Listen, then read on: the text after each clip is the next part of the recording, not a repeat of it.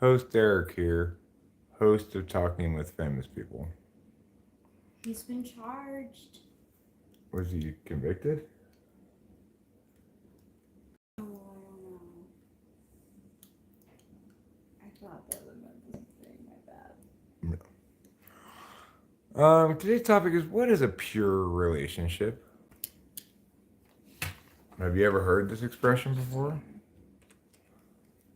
I hadn't heard it until today when I read an article. I believe it was this one. Yes. Which says, according to Catherine Aponte Saidi, marriage has changed. That's right, Rachel. I don't know if you'd heard. According to this article in Psychology Today, marriage has changed and is now a pure relationship. To go over the bullet points here, we are in the new era of the pure relationship marriage, replacing the romantic love model. A pure relationship marriage emphasizes self expression and personal growth. The pure relationship marriage is communal, and partners negotiate their goals collaboratively. Communal seems an odd word to use for just two people, but I don't believe this is talking about plurality in relationships. Today, nearly half of all marriages end in divorce, and people are getting married later than they used to.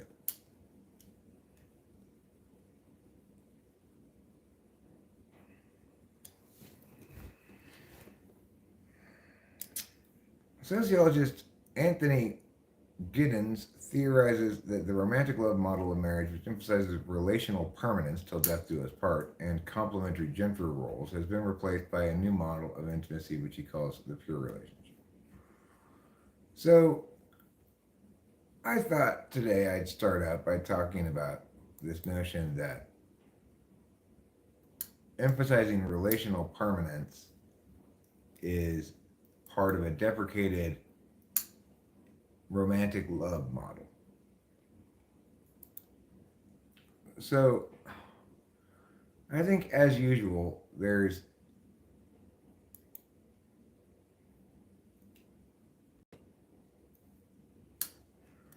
things complicating this beyond what they're considering when making this distinction. It's undeniably true that we cannot rely on each other's marriage vows to assume that the person is going to us for the rest of our life, no matter how miserable you both become, right? Like, I've been through two failed marriages, and I made those vows at the beginning of both of those marriages, and obviously those vows were broken, you know? So, in that regard, a realist notes that both people who aren't happy together end up getting divorced, regardless of what their vows said, and that people who aren't happy together should separate and get divorced. Okay, so I get that, but I take exception to the idea that assuming relational permanence or making promises thereof is somehow deprecated in and of itself. I think both Rachel and I expect of the other person to be very serious in their lifetime commitment to each other, right? Yeah. And for that not to waver as things change. So it's like, and I felt the same way, my previous marriages too. I was betrayed in my first marriage by cheating, and in the second marriage, my ex-wife wanted out. You know, made it easy for me to say sure because I didn't ultimately think it was the best relationship for me to be in. But I guess I probably operated under the assumption that I would uphold my end of the bargain as promised. But I think this idea that we can ahead of time agree that we might change and drift apart in the future and there's no permanence in life and it's just a recipe for you can't really count on the other person to be there. In other words, it's like drinking. You know, when you quit drinking, you can't leave yourself any outs. If you leave yourself any outs, then you aren't serious about it.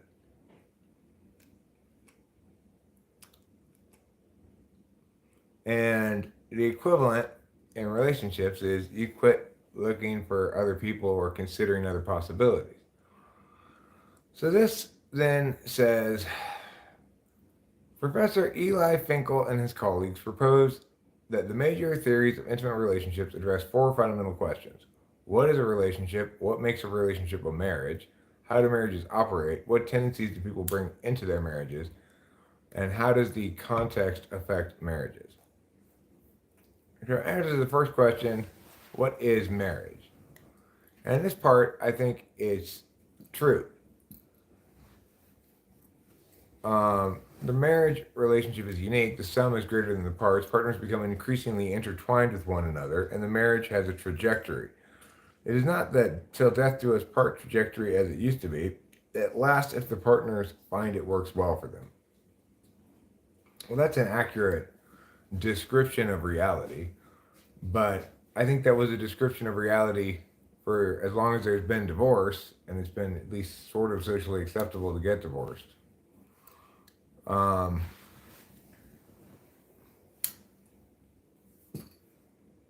it's the unique dynamic of the relationship, how it operates, rather than the individual characteristics of the partner that help define the marriage. Partner self concepts may become increasingly intertwined with each other and the relationship. They spontaneously use plural pronouns such as we, us, and our. Integrator couples foster a communal relationship, obscuring their independent contributions as in an exchange relationship, which emphasizes the independent contribution of each.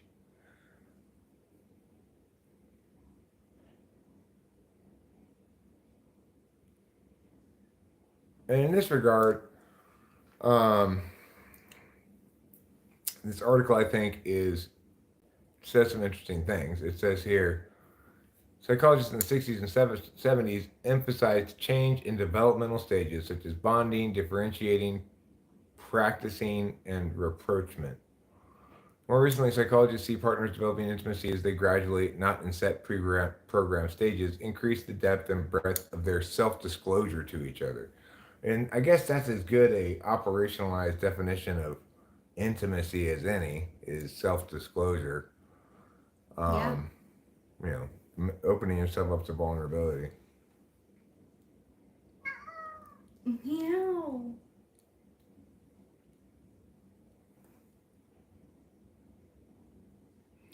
And this is a very SI friendly paragraph. The kind of gradual change occurs in response to simple and ordinary interactions between the partners in commonplace situations. Partners' feelings and ideas about how they support each other originate from these kinds of everyday experiences rather than in reaction to a major life event, for example.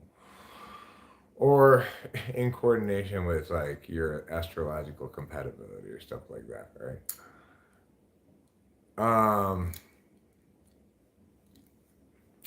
Two patterns of interacting are described as communal and exchange relationships. Exchange relationships are defined by giving things, time, resources, empathy, emotional experience, etc., with the expectation of some return from our partner. This is the transactional model of marriage. While couples may not keep a strict ledger on who does what, partners once feel they are engaging on an equal level, the relationship is mutually beneficial, and no one feels cheated or taken advantage of.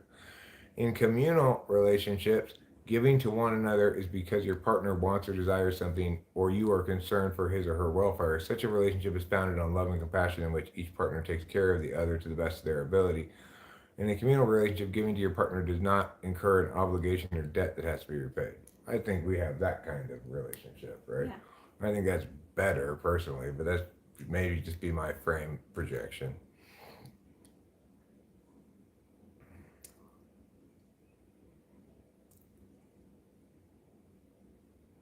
It says here,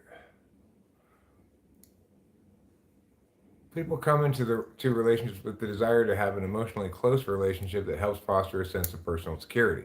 They also expect their spouse to help them achieve their individual desires for autonomy, competence, and relatedness. Experiencing this sense of relatedness is instrumental in providing comfort and support when pursuing challenging individual goals. In communal relationships, partners will negotiate collaboratively with one another to achieve their personal wants, desires, and life goals. Through discussion and negotiation, the partners determine how to best support and help each other achieve their goals. Any collaborative negotiation is the way disagreements and differences that are inevitable in marriage are resolved. A significant personal quality that is important in a communal relationship is the capacity for self reflection, an important personal strength to deal with personal vulnerabilities. Self awareness, i.e., the conscious consideration of our thoughts and actions, is acquired through the self reflective process. I'm not sure how acquirable it really is, but I think both Rachel and I are plenty reflective. I'm definitely reflective, just not always correct, but that's why I ask you about it when I have questions. How does context affect marriage? Stressful events affect marital relationship. External factors can put a strain on the quality of the marital relationship. Things like loss, financial strain, chronic illness, infertility, and natural disasters. Developing good negotiation skills and a solid communal relationship will help couples navigate such stresses. Managing such stressors effectively can even strengthen the relationship. Social factors such as the approval of friends and family have been shown to increase both relationship satisfaction and stability. In marrying, couples are making a highly public act of faith, hope, and optimism. The public act of getting married makes the relationship something that others, friends, and families have a stake in, as well as the couple. And it says marriage can be a lifelong commitment for the betterment of both partners. Because the old rules about marriage no longer hold, couples are drawn to an exchange relationship, particularly in the beginning of a relationship, because it seems to promise fairness. It turns out that with time together, fairness is less important and valuing each other more so. In a communal relationship which fits the new pure relationship view of marriage, you come to see your spouse as a valuable person in the same way that you are, and you learn to negotiate what is important to each of you. Negotiating collaboratively in a communal relationship builds trust. You can rely on this process to be heard, to be understood, to be valued, and to accomplish your life plans together. I think that's a pretty damn good article, frankly. Yeah. Hi, Hero Lamb and Diana Days. Well, Hero Lamb, in response to your question, pure means pure intent. No, I don't know why they call it a pure relationship, but I think what they're saying is it's uncomplicated by um, a lot of standardized roles as there used to be, is part of its point. And another part of its point is that the idea that you should leave an unhappy marriage is well and solidly normalized at this point. Whereas it used to be there was a, I don't know, the normalization of staying in a marriage was a good thing no matter what, you know? I think we're so far from that that it sounds strange to our ears, but I do believe that was the paradigm in the past. Well, I just read this title that was kind of clickbaity, frankly, but in Psychology Today about how a romantic marriage has been replaced by something called a pure relationship. So I was just reading about what it was, you know. The thing is, what comprises a pure relationship as far as I can tell is just any kind of healthy loving relationship that's not transactional, you know. It's fundamentally about caring about each other. It doesn't sound like anything new to me. I agree that the paradigm's changed regarding whether you should stay in a relationship that's bad, but I think by and large, people have the same experiences they've always had in marriages. Most people fall in the category of good marriages with some incompatibilities, bad marriages because of incompatibilities, bad marriages because of toxicity and part of one party. Only very rarely do you encounter what I think Rachel and I have, which is a good marriage um, founded on fundamental compatibilities that run deep. You know, I mean, Rachel and I have a great marriage. We do. I agree they're so rare. I think they're rarer than people think. Even all the marriages I know that are good marriages, such as my parents, Dave and Natalie, are a couple of examples. Um, I don't see them as compatible, and we're close to as fundamentally compatible as me and Rachel are. What compatibilities? Uh, well, we have very similar taste in music, but compatibility in the sense that attentionally, what was she doing before we even got together? Before there was any twinkle in her eye that we would ever have a future together, because I was in another relationship at the time. She was watching my content. So, right off the bat, before we even got together, she evidenced with her behavior time and again that she actually liked to listen to me. Wanting to listen to Eric is kind of a necessary prerequisite if I'm going to be ultimately happy in a relationship. Rachel, did you catch a really good sleep while you were in the hotel room? I wouldn't say really good, but I did get sleep. And I'm up right now. I had coffee and Adderall, so I'm good. And plus, like, really good weed. Um, but like, I got really warm at night. I was surprised. Thank you for asking, though, since mom. I mean, the thing is, I don't know how you define a good marriage, but it would be hard to critique anything about my relationship with Rachel from any outsider's perspective. I mean, the thing is, you've probably seen us sitting next to each other many, many times. The only reasonable critique a person could make from watching us is that I don't let her talk enough. But I think that the reality is she only sometimes has things she wants to say. Mm-hmm. She's a receiving type. So there's compatibility there. That doesn't mean I'm not a good listener as well. Yeah, he listens to me. He remembers. But it just means that we're both comfortable filling our natural role and kind of delighted that the other person wants to have that role. You know, I am a good listener, Diana Dave. Yeah. I I'm one of the better listeners I know in terms of actual capacity to listen, understand, hear, etc. Um, and willingness to listen and ask questions and stuff. I'm not the most I'm not a great listener in terms of quantity of listening, but when somebody's trying to tell me something, I'm a very attentive listener. I hear everything they say. I probably remember their words even, Mm-hmm. um, and respond on point. He does.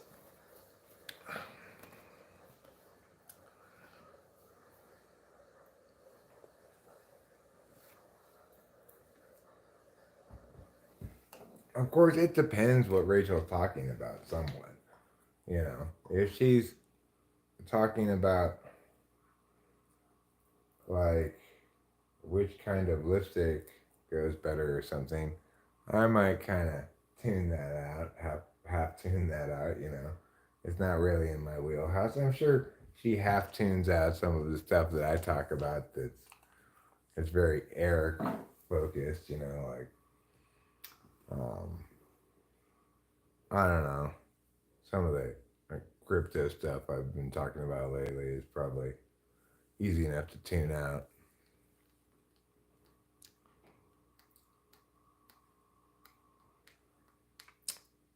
Money is relevant for sure, says Hero Lamb, but if it's the main thing, that's a bit sociopathic. Well, I think money is relevant insofar as it's causing you stress, you know? if um, if you and it currently is causing me stress. So it's not just being broke that causes you stress. It's having uncertainties, etc. Like it's causing me a lot of stress lately because basically I've been avoiding looking at things, figuring out where we're at or whatever for since my dad died. And now like the day of reckoning has arrived. I need to get a full accounting of things. I need to figure out what's going on here. And it's a little scary because I don't know if I'm going to be pleasantly surprised, unpleasantly surprised, you know.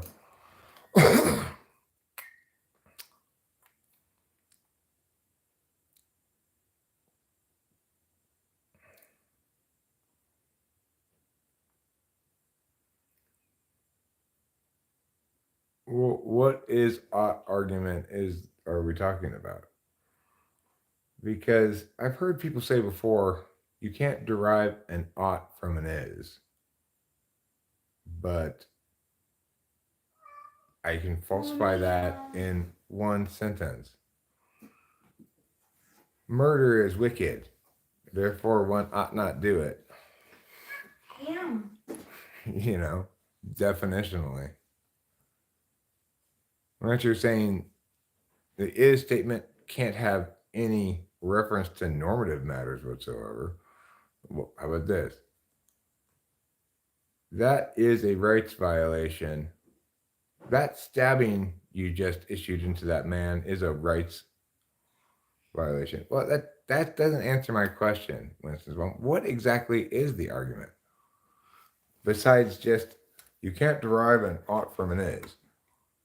The thing is, the point is, normative arguments are different from descriptive arguments, sure, but that doesn't mean they don't have an equally valid form of argumentation, right? Prescriptive arguments are also different.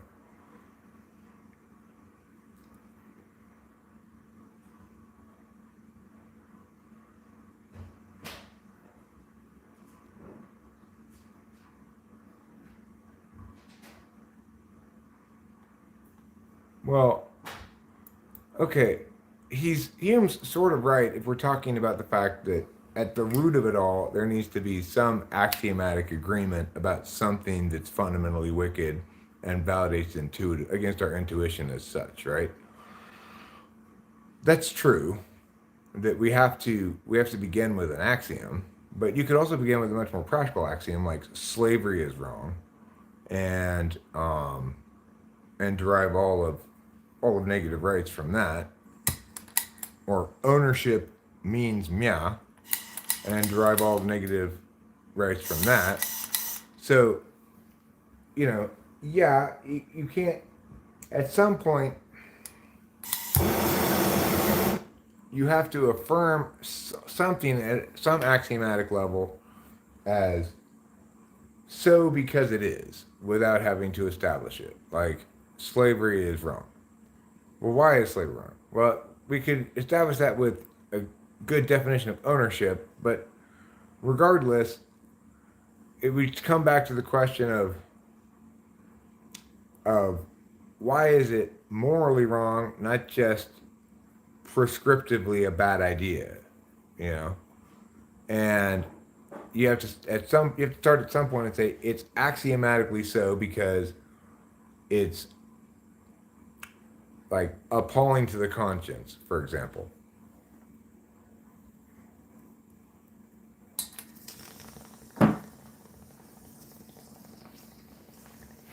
In other words,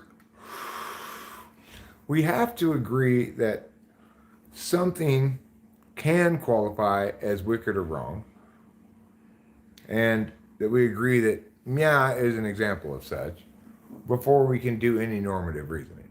If you want to deny that morality exists outside of normative reasoning, well, that's fine, except for the fact that it's derived from an intuitive axiom.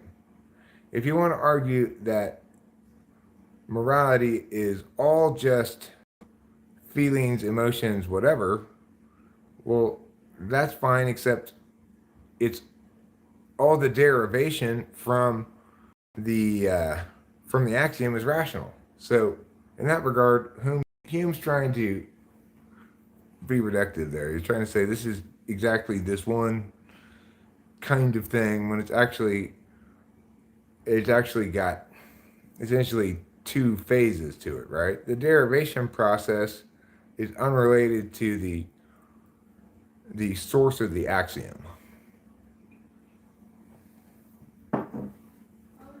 And if he's being descriptive, and he's basically failing to distinguish between if he's being descriptive of reality or if he's talking about how argumentation works. Because if you're talking about how other people deem morality, well, that's one thing. People have all kinds of dumbass ways of thinking about morality. And so it's hard to universalize anything about that. If instead you're saying that because most people don't make moral decisions based on reasoning, that therefore moral reasoning's invalid, well, that's just silly. And the fact is, moral reasoning is behind our criminal justice system, for example. Even if moral reasoning doesn't play out in individuals' day-to-day decision making, it certainly is a relevant, in fact, determinate, often, factor in public policy and the law, and it should be.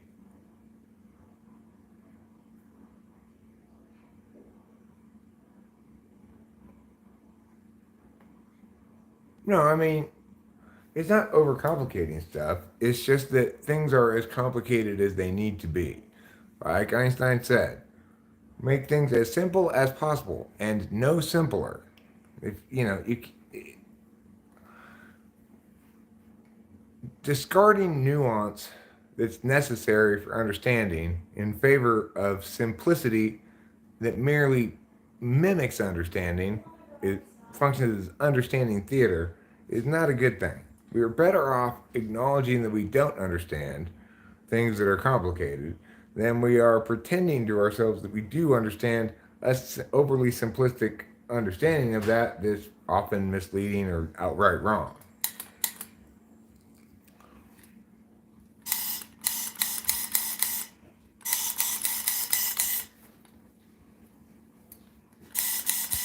Well, come on, y'all. What's wrong with y'all?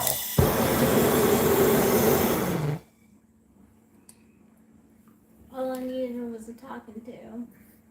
I need a spark from the lighter, actually. Oh.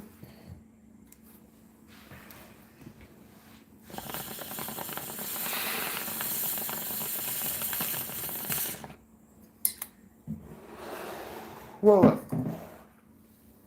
a lot of people don't want to do work with language.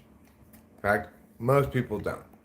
What they want to do is engage other people with language, right?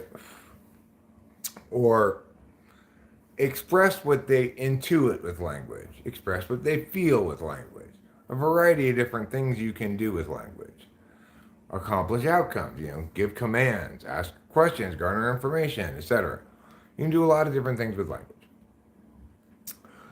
But to do work with language means specifically to define terms in ways that are operational so that both parties can use the term and test it, have that term be purposed to draw certain kinds of distinctions, and using those distinctions to then evaluate the legitimacy, illegitimacy, validity, desirability, or whatever other metric you might establish within the framework of the question at hand. And it's not new to the human process.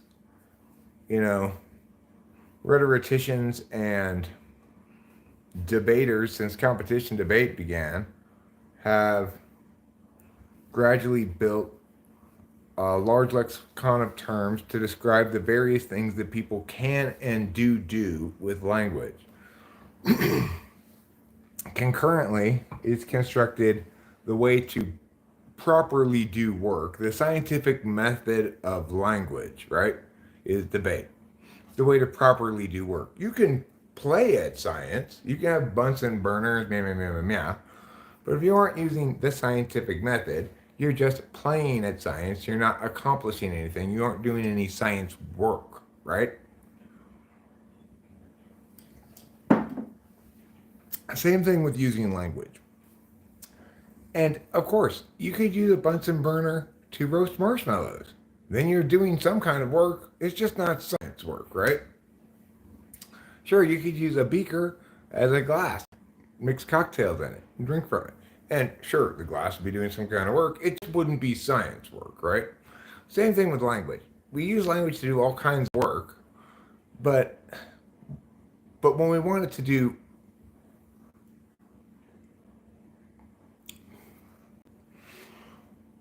well, let's limit the scope right now to just public policy. When we want it to determine the desirability of certain public policies over others, we need to allow it to do work with its scientific method. There's an order to questions. There's a need for framework. There's a need to operationalize definitions. There's a need for case level arguments to uphold under their own framework. There's a need for a clash over the competing framework arguments from the negationary side. There's a need for there to be a negationary side, etc. If you want the work to be done, just like with the scientific method, you got to start with a hypothesis, make predictions, validated, falsified, right? Same thing can be done with language regarding discursive work. Now, I limited in this case the scope of what I'm saying to public policy, but it's also accurate for, say, typology and philosophy stuff, but not for everything, right? So doing what you might call, I guess, rational work with language is only appropriate for certain kinds of subjects. There's no reason to do rational work with language when your wife's crying and saying how sad she feels. It's not a good time to explain to her that she's failed to establish sufficient cause to feel sad or something, right? That would be an incorrect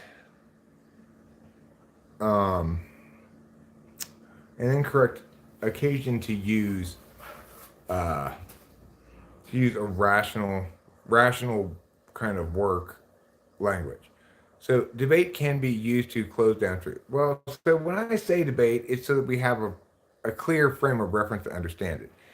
In the ideal world, the discourse is used in a dialectic fashion. So the debate happens, but it's not, neither side is trying to win the debate. Both sides are trying to get increasingly correct by excising wrong and contradictory things, right? So normally people can't engage in that kind of dialectic because most people are almost always attached to whatever their position is. They aren't interested in refining their positions. You have to have an ongoing, lifelong interest in refining your positions as a prerequisite to being fully correct most of the time about almost everything you say, right? It doesn't just happen because one day you read the right book, you know? That's what C.S. Joseph would say.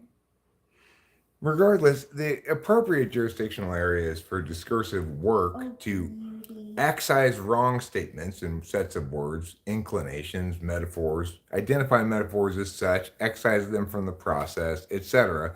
The proper jurisdictional areas are plenty vast for anybody to do their work in. So you're not likely to see rationalists like me, at least if they're fully somewhat actualized or something. They're not going to impose that frame of reference on every aspect of life and expect it to work. Unfortunately, people who aren't rationalist are prone to drifting into areas where frankly, they don't belong, and they're demonstrating and displaying Dunning-Kruger, like they're so they're so ill suited to understanding what's going on out here that they think they're doing a great job while really they're just fucking everything up, right? Hmm.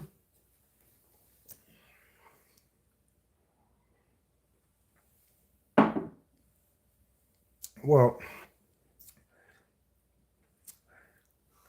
defining is a specific process, right? Where you're establishing set limits for a given term. So if you mean defining truth, well, that's straightforward enough to define the word truth. First of all, it's a status we afford to statements. Note we can note only statements have truth value, and those truth values are true, false, or no truth value. And that the functional meaning of true is you should agree with what I'm saying. We can additionally point out that it's implied before every statement made. In other words, I believe it is true that, and then whatever statement you're going to make is exactly the same statement in terms of content of meaning. Okay? So, in that regard, when we remember that truth is a status we afford to statements for a reason, then we're properly aligned in thinking about it. In other words, you're using the word truth in certain ways. I'm using the word truth in certain ways. When we spend too much energy thinking about truth existing in some other capacity than argumentationally, that's when we get really led astray in our understanding of the world, ourselves, epistemology, reality, etc. All realities begin observer first, agent first. And truth is as much um,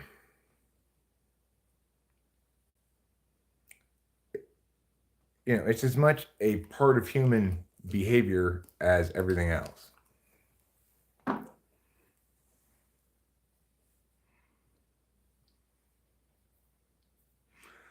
So, trees grow on Earth is descriptively accurate. Okay, it's a descriptive statement. So we need to distinguish between descriptive, normative, prescriptive. Okay, and it's accurate based on our commonly agreed upon definitions of tree, grow, and earth. So, in other words, a statement like trees grow on earth is it has a it has a favorable rhetorical slope. It's easy to win the argument, hard to rebut it. Why is it easy to win and hard to rebut? Because it's a descriptive statement and it's describing a state of reality that we all have to commonly agree with unless we want to define the terms differently than they normally are defined. Does that mean it's unrebuttable? No. You could say actually trees grow in earth, not on earth. Most of the tree is in the sky, and the rest of the tree is in the ground or in the earth, and only a tiny sliver of it is actually on the earth. You could argue that, but that would be quibbling, dissembling, just trying to be negationary for the sake of it. The accuracy of your statement shouldn't be disputed by anybody. Therefore, it's what we call an observation, a descriptive observation.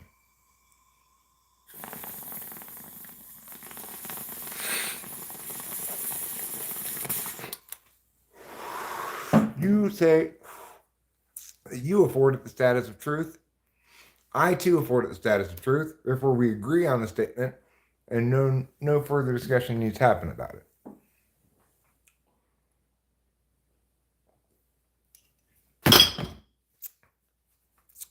Well, remember, science isn't falsified.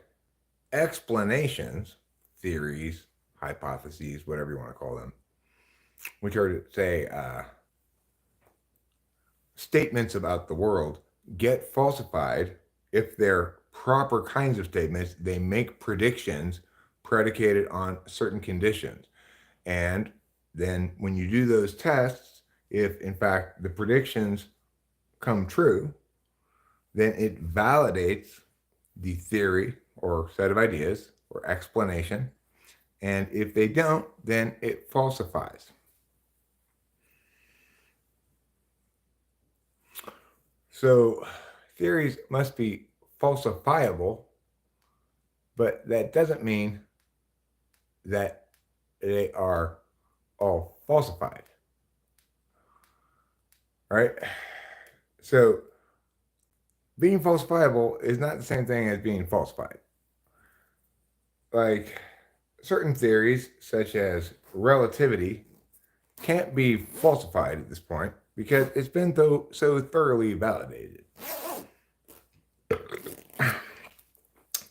Anything that would appear to falsify has been there's been distinctions drawn between, say, quantum mechanics and Einsteinian mechanics, or relativistic mechanics um, versus Newtonian mechanics.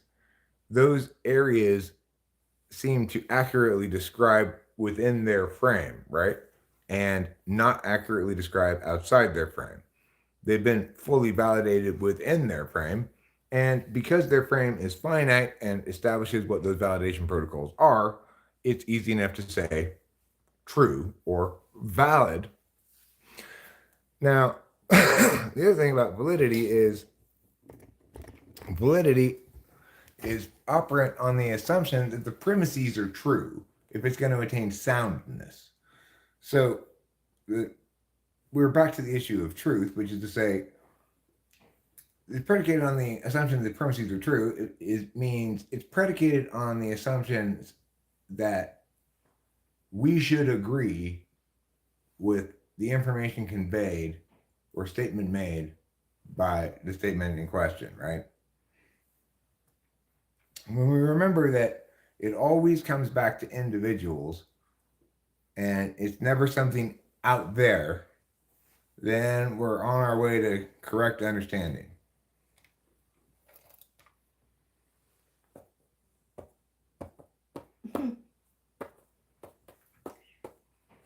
Boba Fett.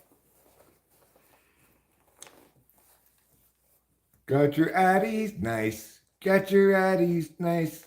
Yes, I did, and can't even shaddies twice. Science can never prove the non-existence of anything? Well, that's not the sort of thing you prove. Like, why would you even attempt to prove that meow doesn't exist? That's why we default to the neg. The app has the burden to affirm. If the app doesn't meet its burden that meow exists by showing an example of it, then obviously there's nothing to negate. So we default to the neg.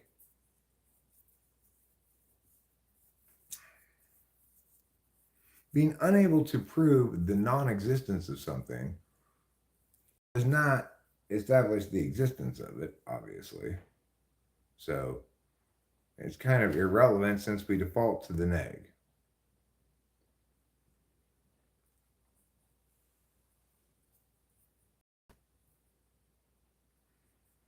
Well, sure, because you don't. That's not the job of the neg, right? The job of the af is to affirm what it's affirming. So if I'm affirming that God exists, I'm making a claim that needs to be affirmed. If I fail to affirm it adequately, then we default to the neg, which is not that God does not exist, but is that we oughtn't move forward under the assumption that he does. That's assuming you were to deal with the God issue as a debate question, right? But the point is, if there's some atheist who's trying to affirm that God does not exist, he doesn't get his job. His job is not to affirm the opposite of the affirmation, it's to negate the affirmation.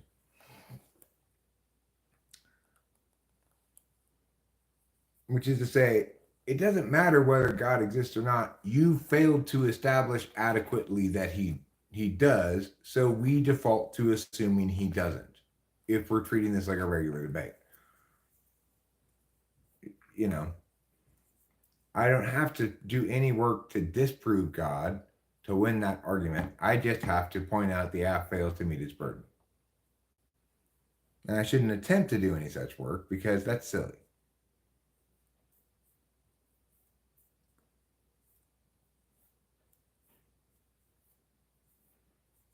Okay, whatever's outside of your circle of knowable knowledge, there is no such thing outside that circle, right? You don't get to know things that aren't knowable, including what's outside that circle, or even if there's anything outside that circle, because it's not knowable definitionally.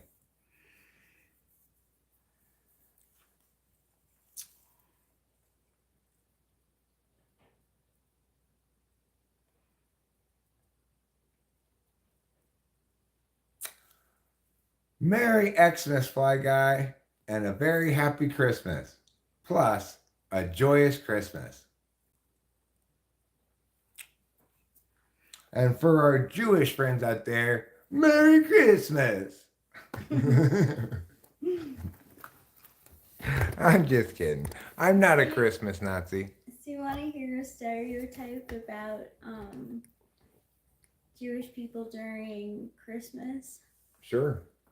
So what they do is they go eat Chinese food and see a movie. Oh, sounds like a fun Christmas. Yeah.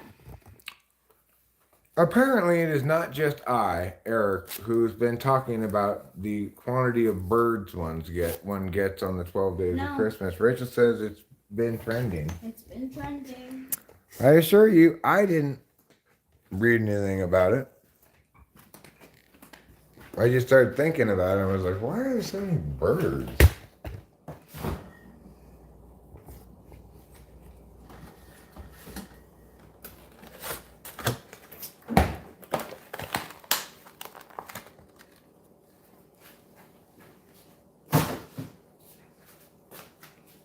Happy Holiday Christmas.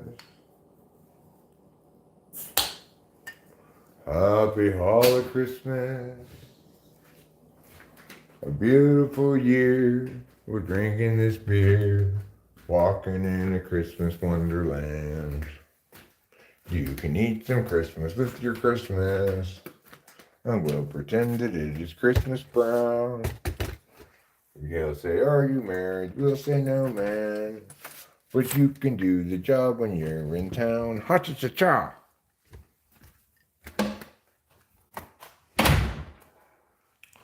Would you like to join me for the cigarette? I'm going to have one here in the garage. The garage. I'm going to have one here in the garage. The garage. Listen up, English people. It's pronounced garage. Like the French say it. Oh no. Oh, is that garage? Oh, you do, huh? You probably don't even say garage, you Frenchies. You probably call it like the oh. What do the Italians call garages? Garage. What do Spaniards call garages? Garages. What do Russians call garages? Garazhinskis. What do Germans call garages? Garagenhofs. What do Chinese people call garages? Garage ching ching chong. What do Japanese people call garages? Garajo.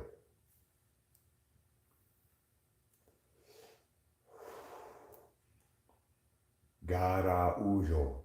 Gara ujo. That's what Japanese people call it. Gara ujo. What do Brazilians call garages? Football. Football.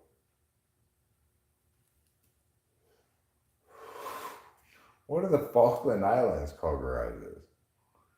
Falkland, I know. Bada bing bop boom bitchy da da da da da do.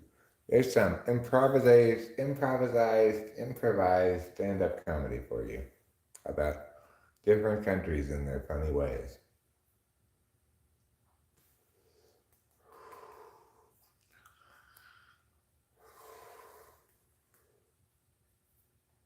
Yeah, it was pretty bad. I'm not going to deny that. I wouldn't blame you for asking for your money back if you had paid to get into this comedy show. That Eric guy is not funny at all, with his stereotypes of others.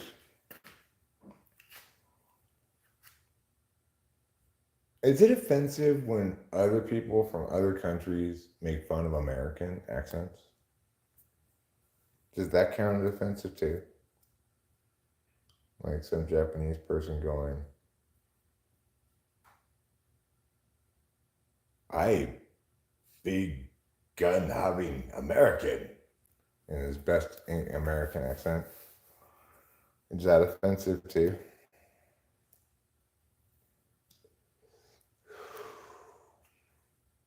Because there's a lot of stereotypes of Americans in Japanese cartoons, which are quite reductive. They think America's filled with big-titted women shooting automatic weapons off in Texas. Big-titted blondes with automatic weapons in Texas. Yeah.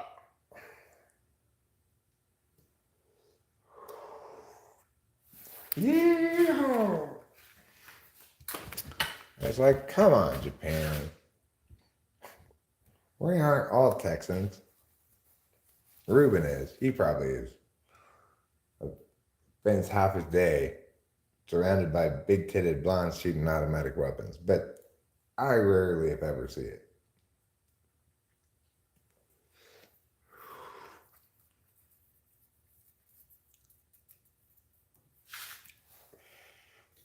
They also have Americans just generally being very militaristic. Like, in the cartoons, when America shows up in any capacity, they're usually going, let's go, move.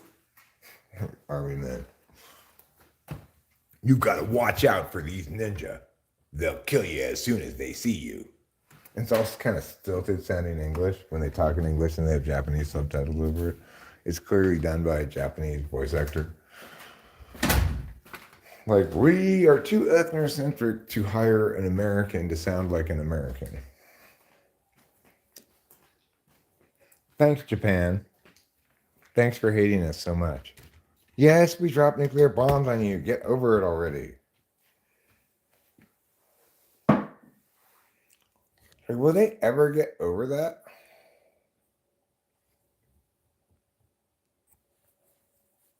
For Italians, garages are just terms for other rooms. You get a wonder point, Rachel. I know we can't get wonder points, but if I were giving wonder points to us, you would get one for that. Thank you very much. We speak very good English. Gabagoo. That's garage. I think it'll be probably is Garagool. That's what you're saying. That's the Italian word for gabapentin, actually. When are they saying big rainstorm and thunderstorms? We're getting a lot of rain right now. Well, not right this. Well, it says heavy rain. Is it raining heavily outside? Yeah. Well, let's go take a look. Big drops anyway. I didn't even notice when I was in the garage, so it must not be raining that heavy, or it probably would have heard it, you know. Let's go look outside and see.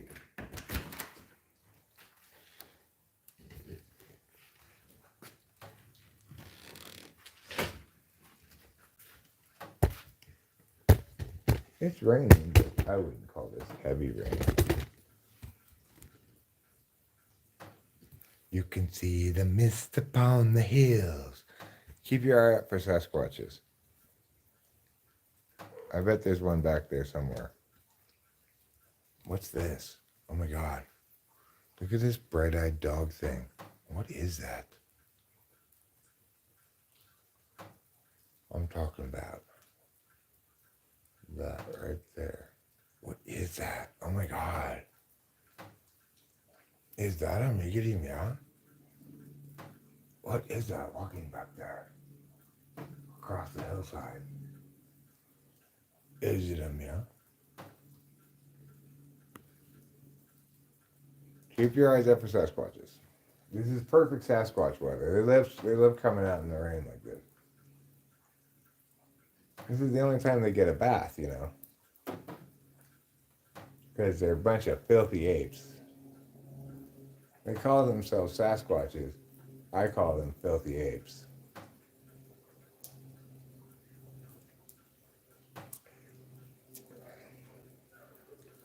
Looks like Les is that toughing it out in the rain.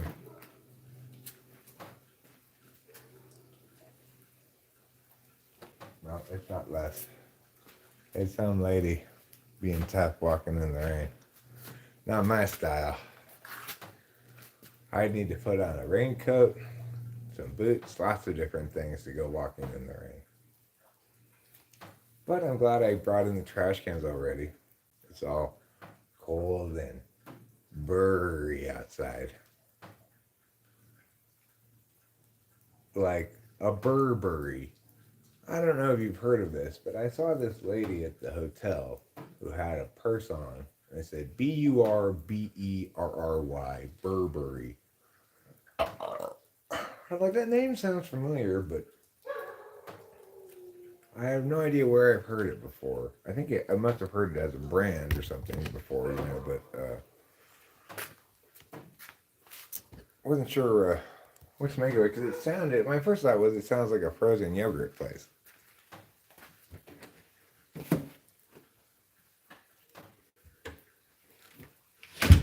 You know, like Burberry, right? Does it sound like a frozen yogurt?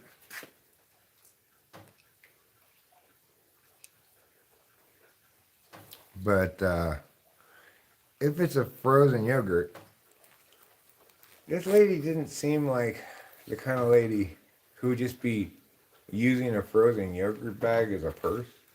And it didn't really look like, looked a little fancier than a frozen yogurt bag would be. I mean, I guess it depends on how fancy the frozen yogurt is, but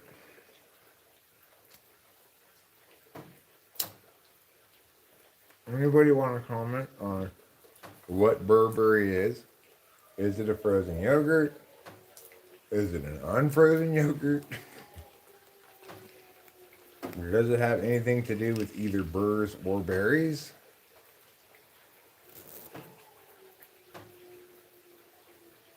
Yes, it does. A Burberry has a very delicious berry. It smells like a very delicious berry. Oh, this is good. And use it to catch ants. Thanks, Tiffany. That's good to know. Tiffany went swimming this morning. What does that say? I couldn't read it. I sure could use my glasses. Oh well. I guess it just wasn't meant to be.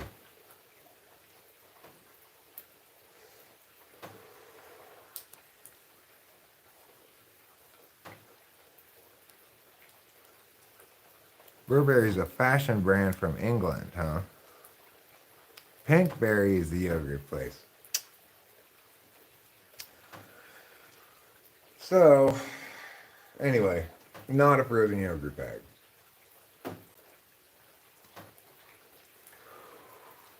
Would be a good name for a frozen yogurt if they added one more R to it. Burberry.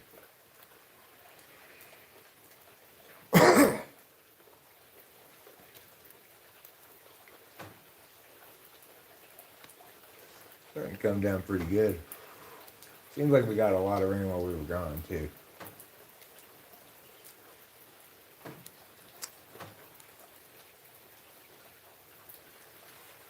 I'm unlikely to put out any cutlets until the morning. If it's raining hard in the morning, I won't put them out until it clears up. So by the time I do, the woodland friends are just gonna be like, "Oh, we need cutlets so badly. You gotta give us cutlets."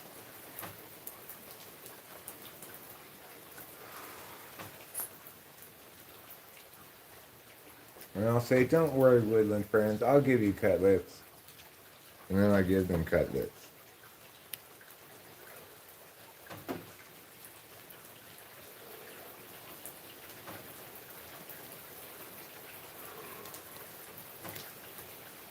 You know, in one sense, you could think of that Psychology Today article that I read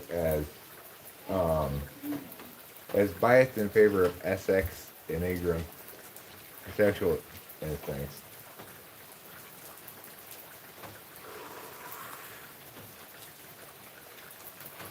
But I tend to agree with it because I am such, I believe.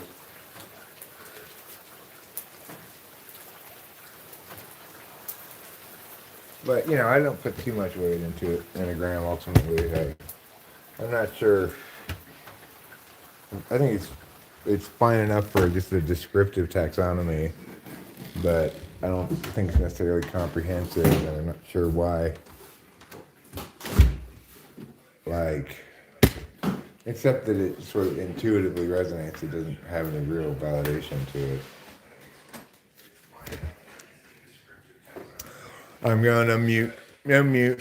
I'm mute your phone. I'm gonna mute. Yeah, mute. I'm gonna. You're my bone. I'm gonna mute. You mute your phone. So you don't hear your voice. Yeah. We don't want to have feedback. That's what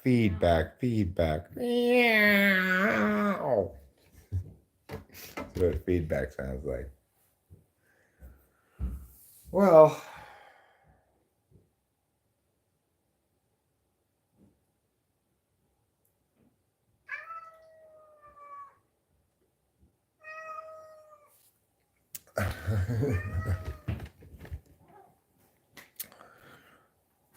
he means 251 inches. He measures himself in inches. 251 inches. How many inches is that? How many feet is that, I mean? Like 18 feet tall. So, he's pretty tall. There's no disputing that. 251 inches, he's... I'm surprised Acacia can even handle any part of him, you know?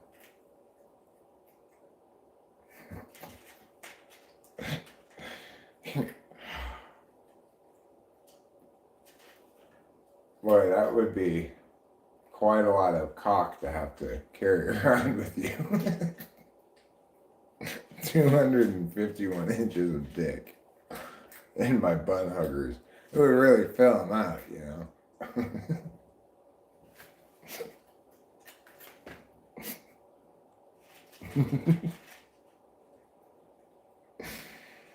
Anyway, 251.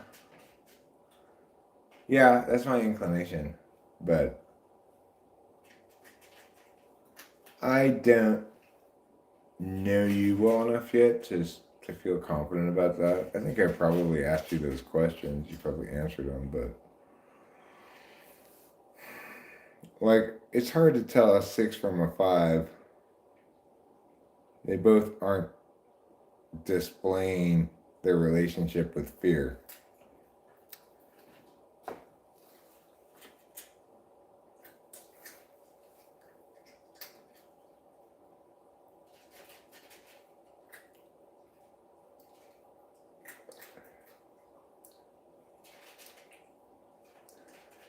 I'm not sure what a 4 ENFJ would look like, you know? Might look like you. Being an ENFJ might be causing me to lean towards 2, you know? You expect ENFJs to either be 2s or 3s, but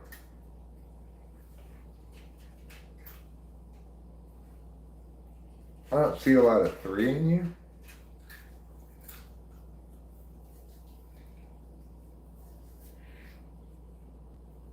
You sound helpful when you described yourself before you left your parents' house.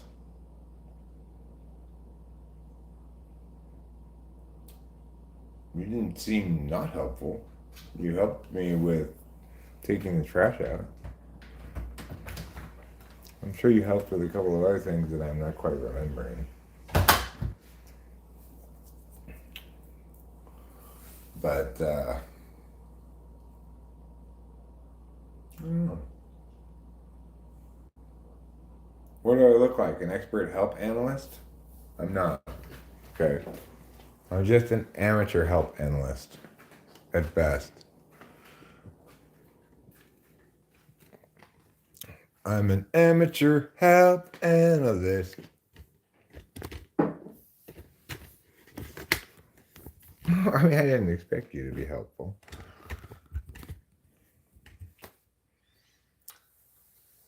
That is fine.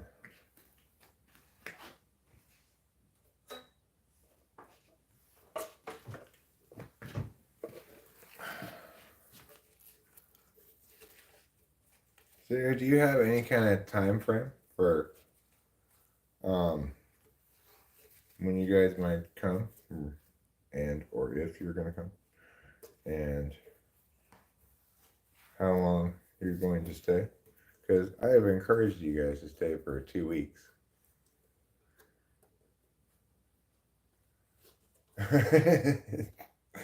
Really? Well, I don't think either of us noticed. She probably didn't remember, and I didn't hear it, so.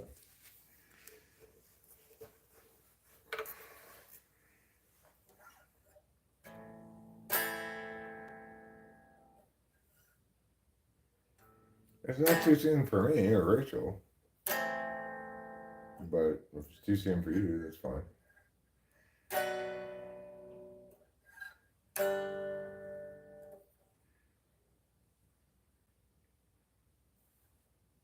We do too.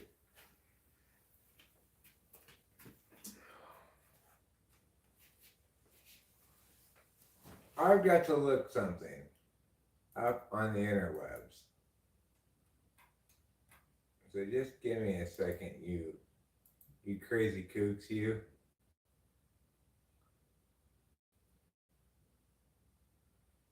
Uh-huh. That's not what I want to look at. This is what I want to look at. Here.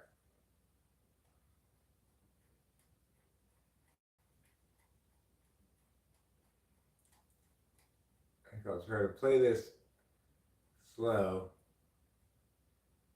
in part because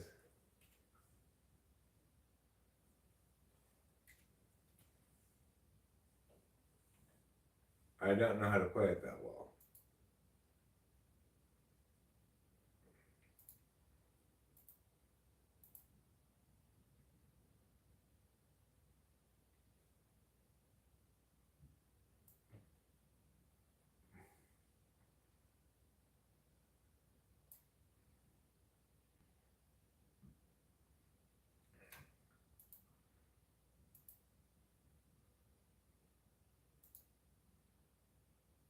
Okay. Let's give it a shot and see how it goes. If we win, nobody knows.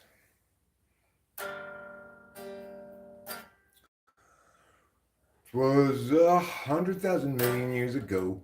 Time ran slow. Nobody yet to show. Place the slabs below, and they will go. They will start to grow.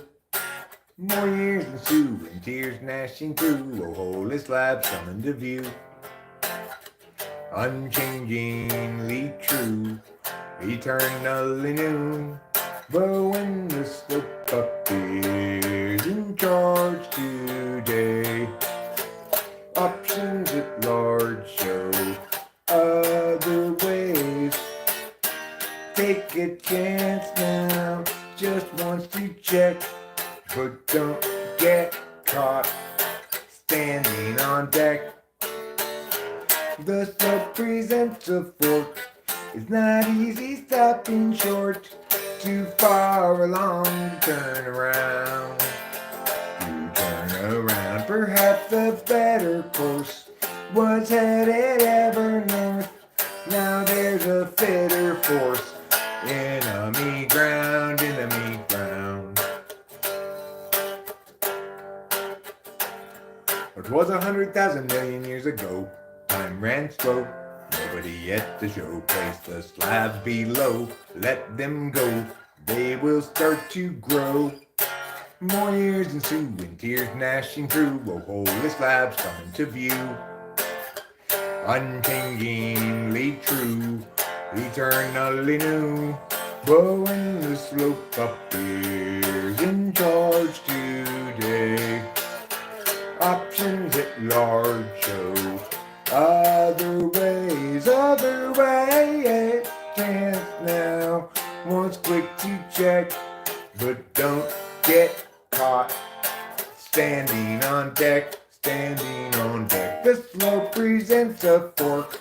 It's not easy stopping short, too far along to turn around. Around. Perhaps the better course was headed ever north. Now there's a fitter force. Enemy ground, enemy ground. Thanks, darling. You're welcome. That's a pretty good song. Yeah, it is.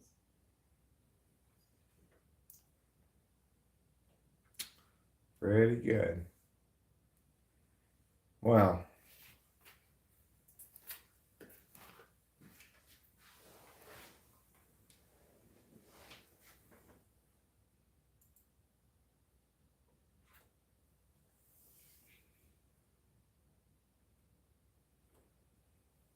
Coolio or Julio? I think the more you understand the human condition, the harder it is to live a happy life. What do you think about that?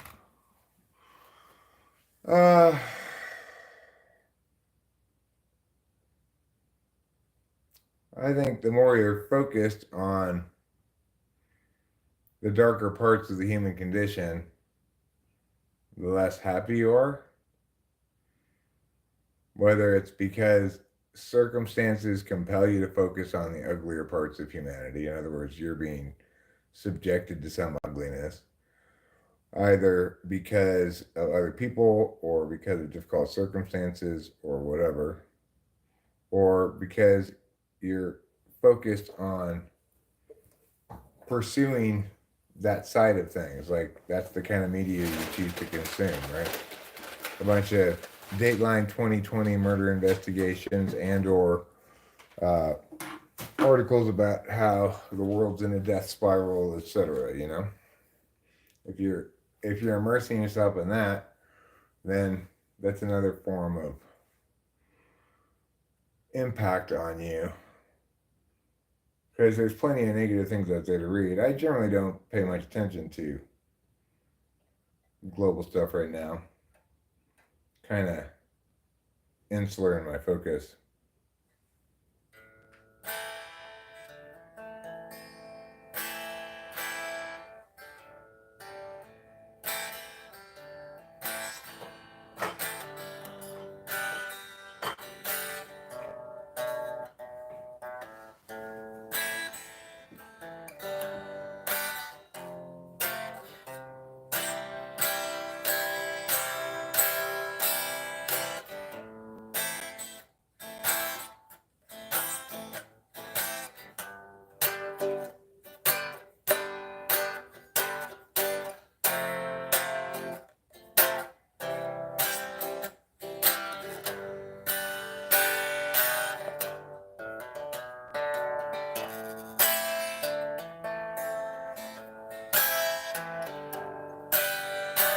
I don't know what it is. 1 and 2 aren't exclusive of each other, Fly Guy. 1's in the head quadrant, 2, 3, and 4 are in the heart quadrant. You could be both 1, 2, and in the tri-type.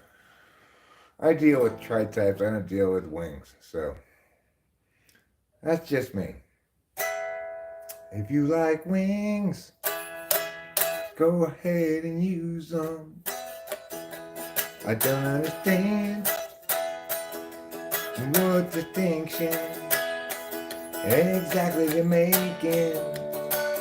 And it makes me wonder if you're really making any distinction at all.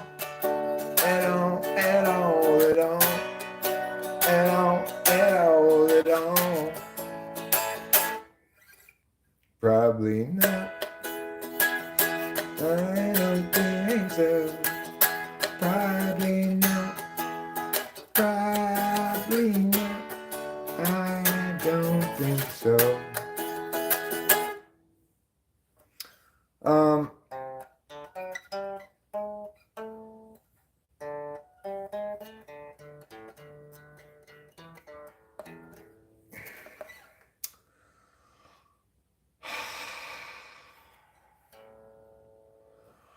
Some folk call me a rambling man, 'cause I do a lot of thumbing and a kicking game, but won't do an answer good to call me names.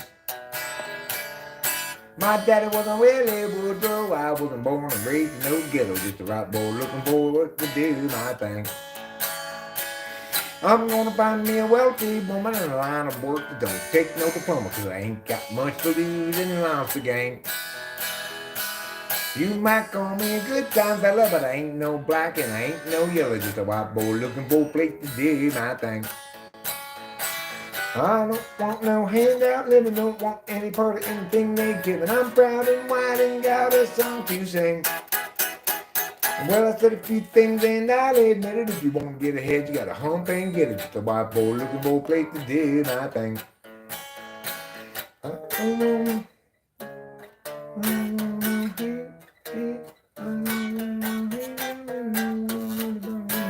That's how it goes.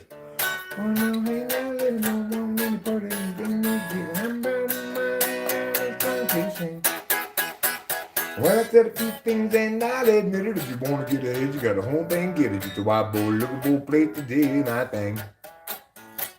Long time boy, been around a little, and I like guitar and I like the fiddle, 'cause that's the sort of soul that can fan my flame. Blue-eyed Billy, feared and ready, I got to work just to be somebody, just a white boy looking for a place to do my thing. I don't want no handout living, don't want any part of anything they giving. I'm proud and wild and got a song to sing. Well, I said a few things and I'll admit it. If you want to get ahead, you gotta hump and get it. Just a white boy looking for a place to do my thing. Well, I said a few things and I'll admit it. If you want to get ahead, you gotta hump and get it. Just a white boy looking for a place to do my thing. Well, I said a few things and I'll admit it. If you wanna get ahead, you gotta hump and get it. Just a white boy looking for a place to do my thing.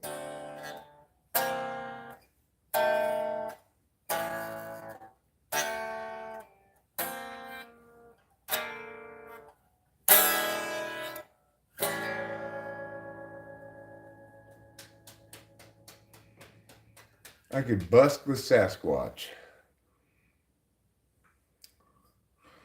You're welcome to him, Ruben.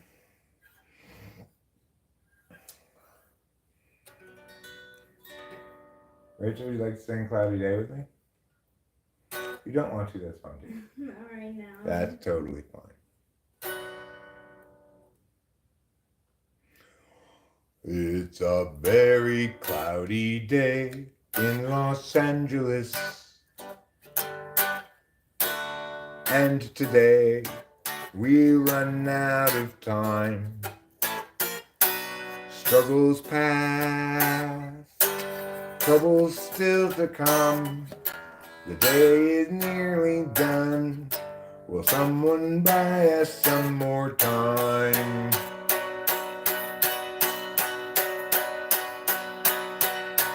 Cloudy day in Los Angeles, cloudy day in LA. I'm no sort of evangelist, but I have something to say. life can strangely be forgiving to those who stay awake all night. And mostly voices say to give in. They'll try to sap your will to fight. But whether I'm supposed to be here or just be soon forgotten, noise is sort of based on what I see here and also on what I avoid. It's a very cloudy day in Los Angeles. And today we run out of time. Struggles past, troubles still to come. The day is nearly done. Will someone buy us some more time?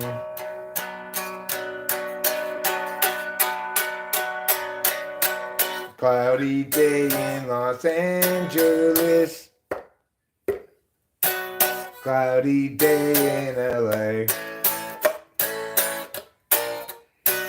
I'm no sort of evangelist, but I have something to say. Something to say. Well, that was pretty good. Pretty good. Not too bad. Oh. Actually have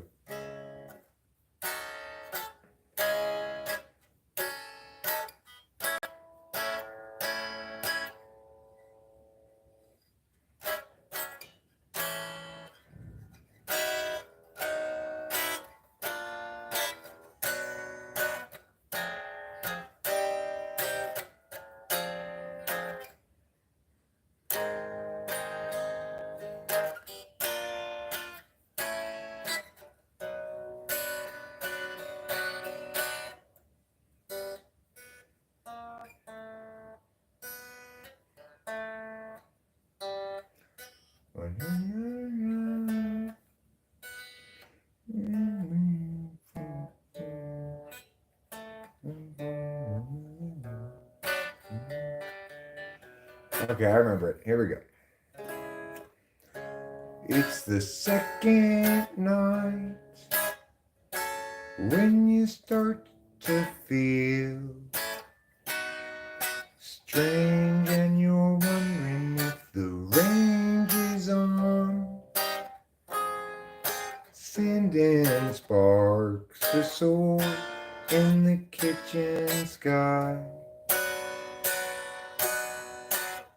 where she stores the chai above the sleeping forms of vivid mind figurines of Western lonely types. They lie beneath a million running suns. They rugged and they're done with the actual night. It's the second night when you start to feel strange and you're wondering if the range is on. Sending sparks to soar in the kitchen sky, where she stores the chai above the sleeping forms of vivid mind figurines of Western lonely types. They lie beneath a million running suns. They're rugged and they're done with the actual night.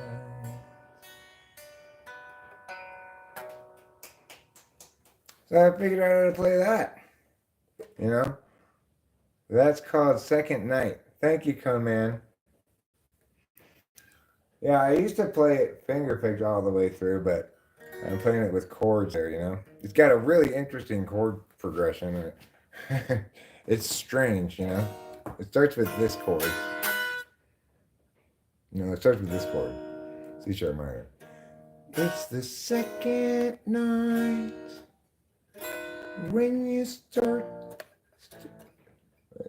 I played it in the wrong spot, sorry. It's the second night when you start to feel strange and you're wondering if the range is on.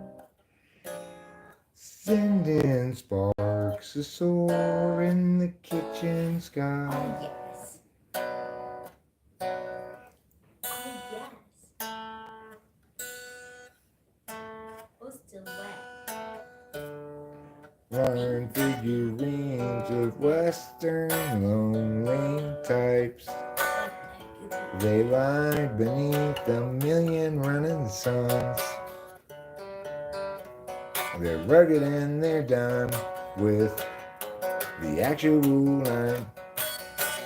So it's like it modulates mid thing, which is not where you normally expect it to modulate because it goes down a half step.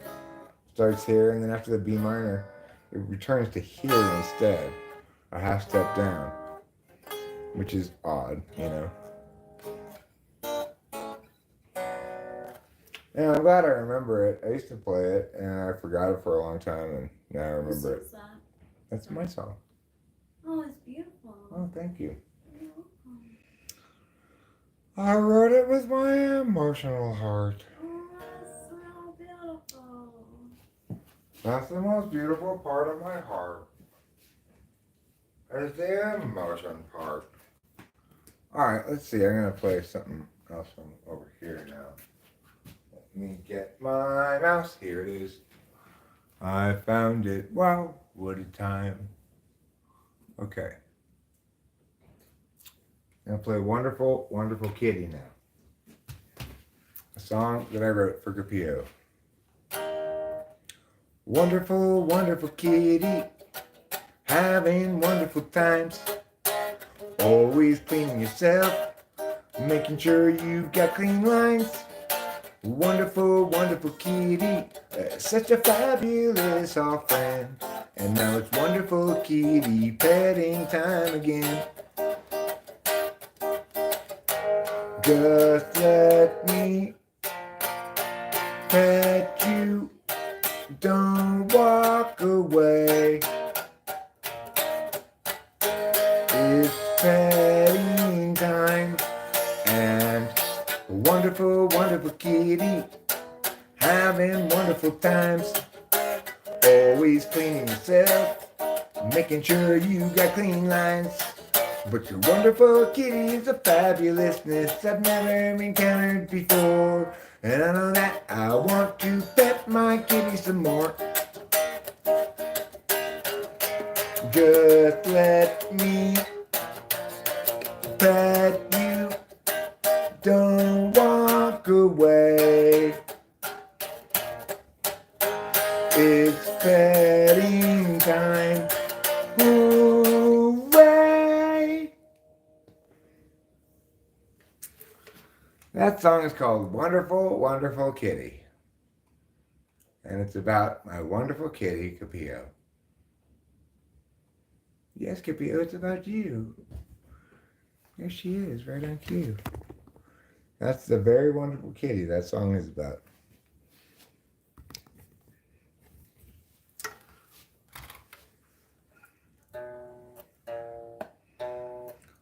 You're living on a time frame.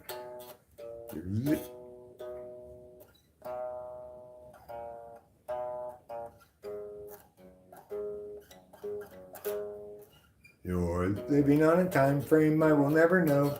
Alienation and humanity's soul. Imagine you a future after the collapse, returning to the urgency of isolated past.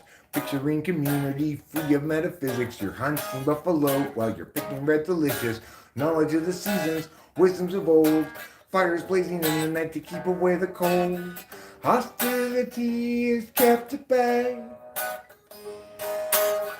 by what you think is in the way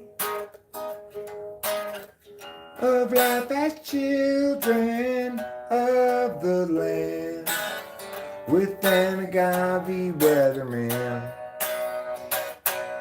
Imagining a history that never could have been. You lecture at the college, advancement is a sin, lamenting disconnection and every corporate act, asserting all your feelings and ignoring all the facts. Hostility is kept at bay by what you think is in the way of life as children of the land with an agave weatherman.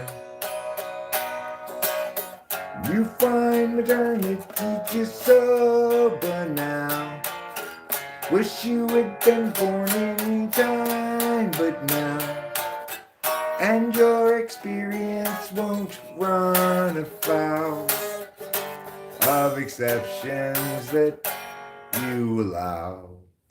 You visualize nobility sipping on some port, or tribes of peaceful savages in beautiful comport. But few of history's people ever thusly did cavort, 'cause life was solitary, nasty, brutish, poor, and short.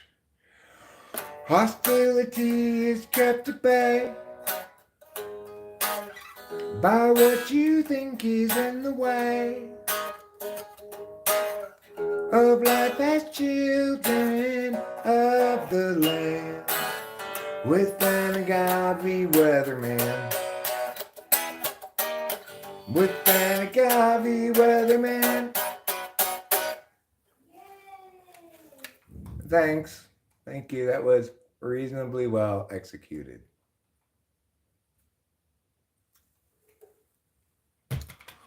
Oops. Don't go dropping mouthfuls. Where'd it go? It went all the way well under here, I guess. Where did it go? I can't seem to find this thing anywhere. How did it just disappear now? There it is. Ah. Oh my god. It so much smells like cat piss right here. I think Trouble pissed on the carpet because he was mad we were gone. Yeah. I thought I smelled it earlier when I walked in too. I wasn't sure what it was, but fucking Trouble. Gotta be Trouble, right? I mean, Capilla wouldn't do that. I'm gonna have to clean that in a second. Oh, he came here with her.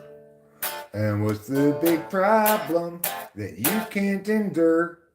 You seem so sure it's not appropriate claiming to blame things on Scott.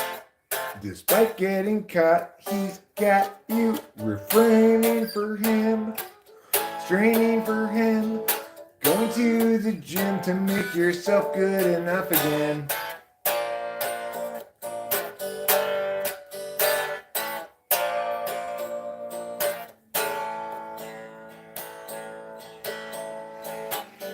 Yeah, you guys both have lots invested.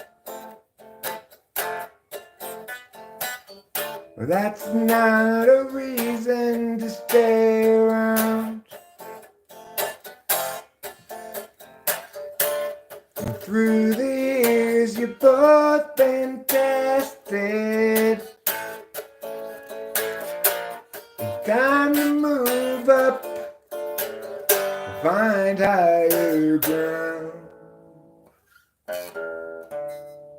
Oh, he came here with her. And what's the big problem that you can't endure? You seem so sure it's not appropriate claiming to blame things on Scott.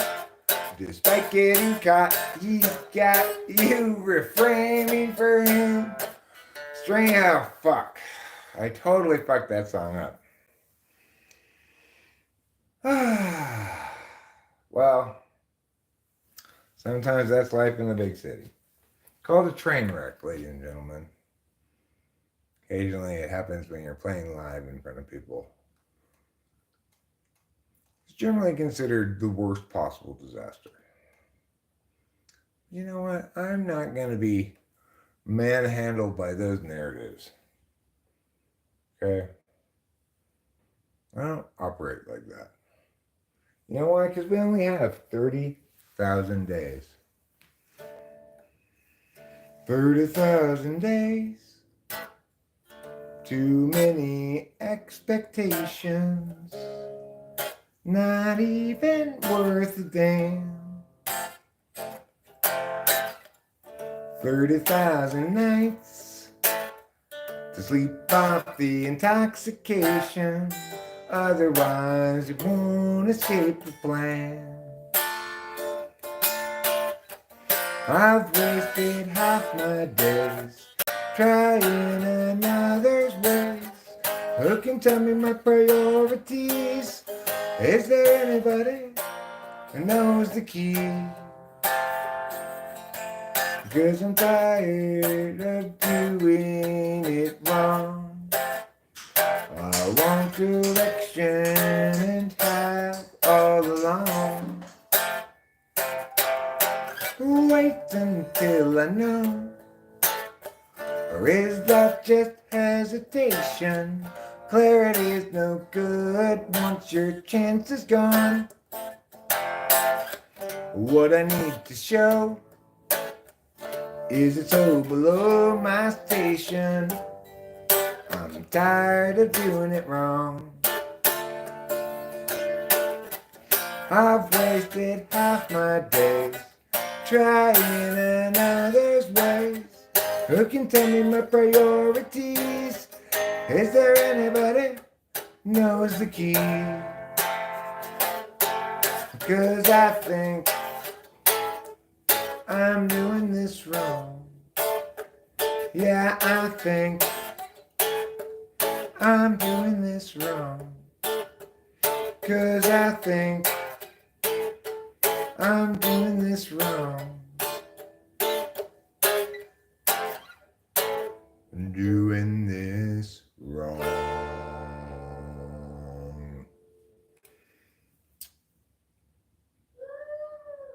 Thanks, Rachel, darling. You're a wonderful lady who makes me feel good about myself because of our communal, pure relationship. Sammy has a story that need be told, and this is a song for an open road, and such a thing must always do its job. Married up, Jed turned 19, 4 years and 3 kids weaned, weary now and questioning the past. Agency outpaces discretion, locking in our courses, way too young.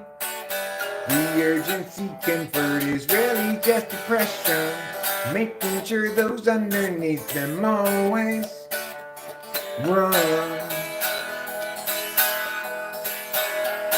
They'll get 20, got bourbon fun, and likewise they'll get 21, and so forth, well up into middle age. What once had seemed to set him free became his whole identity. Now Doug's about another drunken rage. Agency outpaces discretion, locking in our courses, way too young. The urgency conferred is really just depression. They'll offer you incentives, but they haven't got a thing that's fun. Everybody's panicked out, the kids, ooh ah, lock them up with extra dexedrine. Ooh ah, mathematics to produce success, or impose more unjust duress. Agency outpaces discretion, locking in our courses, way too young. The urgency conferred is really just depression, making sure those underneath them always run. without consent. It's really just oppression by parasites surviving on their wages earned by lying while they feed their fear of dying. Yes, let's feed upon the futures of the young.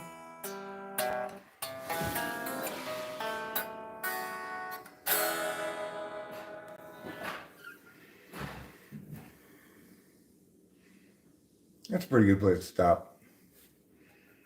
Kind of all played out, and I think I played that pretty well, so I'll just call it a day there. Now,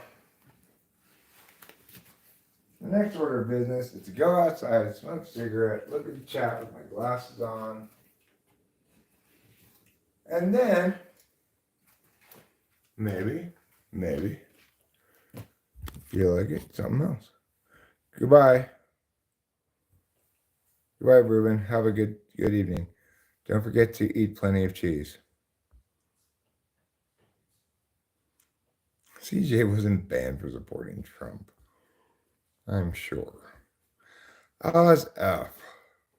What happened? Somebody, I believe, was joking when they said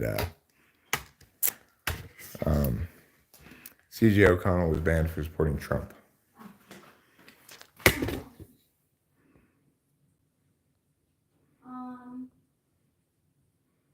Are you hungry?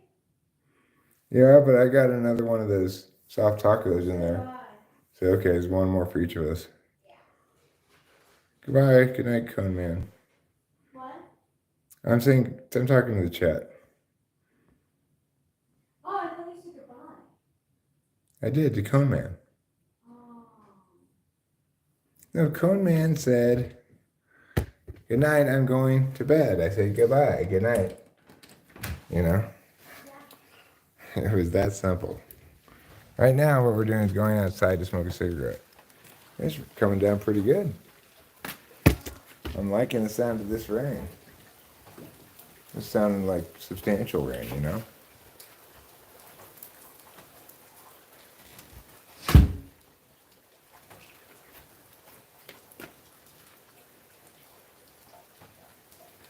No, 2 soft tacos does not make a hard taco. It does, however, make 1 soft taco for each of us. Now, what I need is a cigarette. So I need to go back inside. I'll be right back.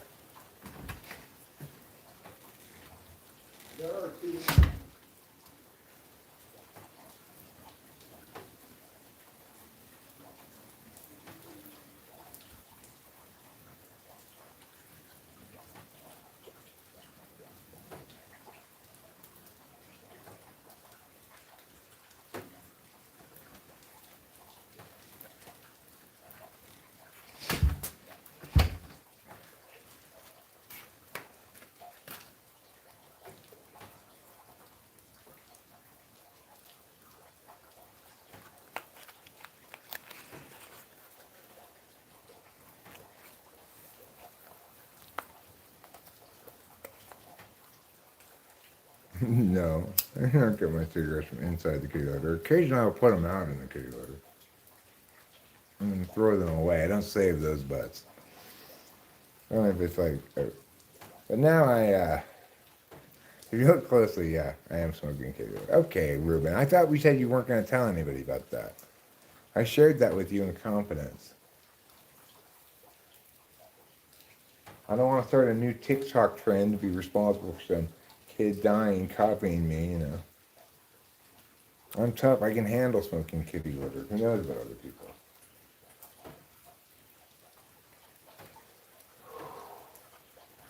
Sure does sound nice and rainy.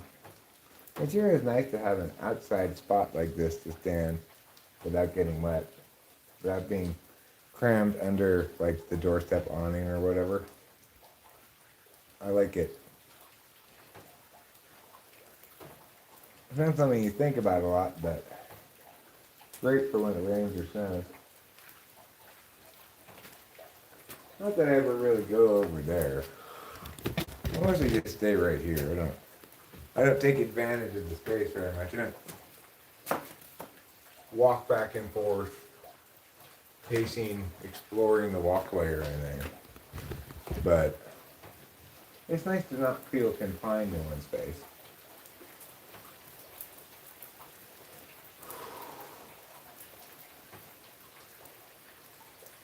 Not the sort of thing I'd think of when building a house. Putting a little covered walkway all the way around the front of it.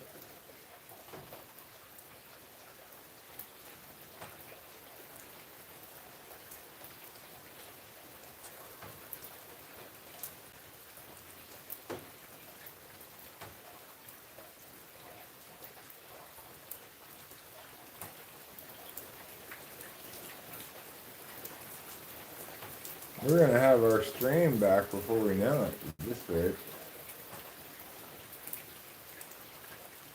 I hope we get hit by even more storms.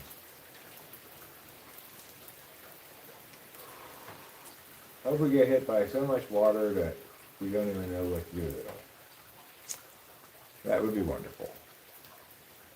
California is already in a non-drought state currently. Another wet year would do wonders for just sort of locking that in for a bit.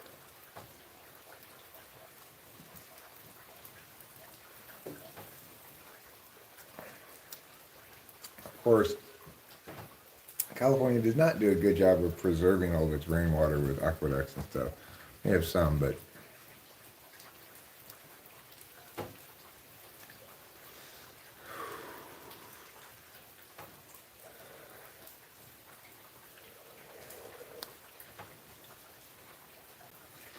do you have like multiple screens showing like a ticker tape machine coming out? You got all kinds of stuff. A telegraph. What's in your home workstation? Do you have a Supreme coffee station like I have set up?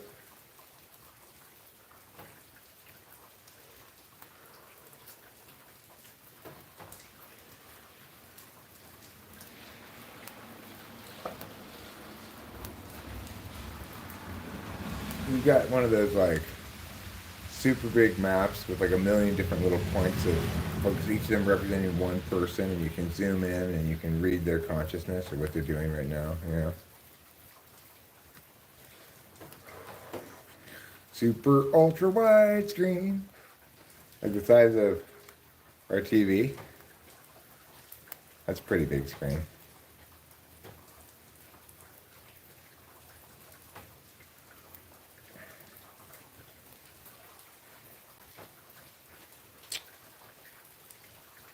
I do think perhaps that TikTok user could use a stress ball.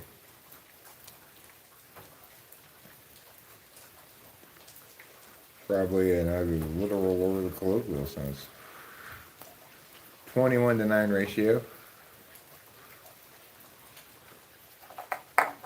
So Ruben's supercomputer, he can connect to any dot in North America and read how much that person likes him. When their levels get low, he sends them a quick email.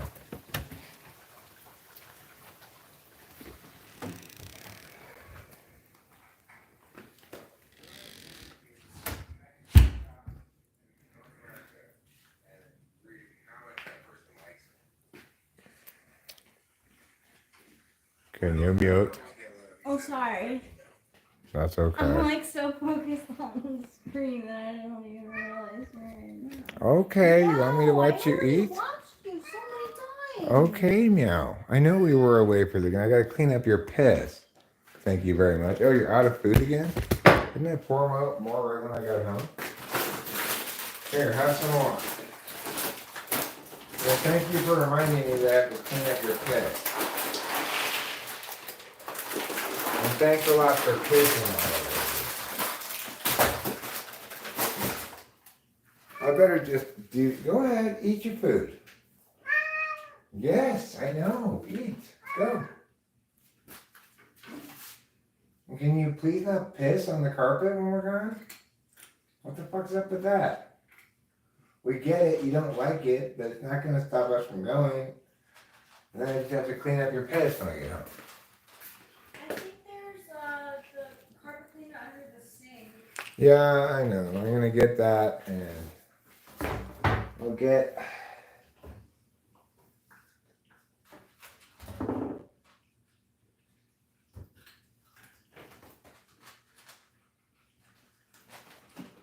This probably too.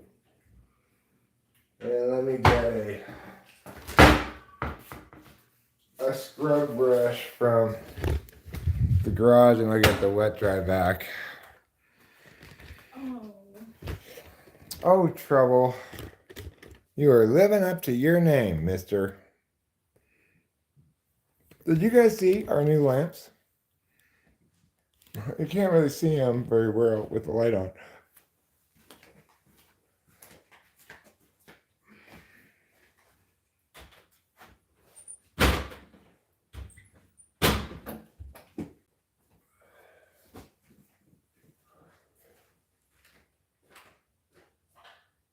So you look at that lamp for a while I get a brush.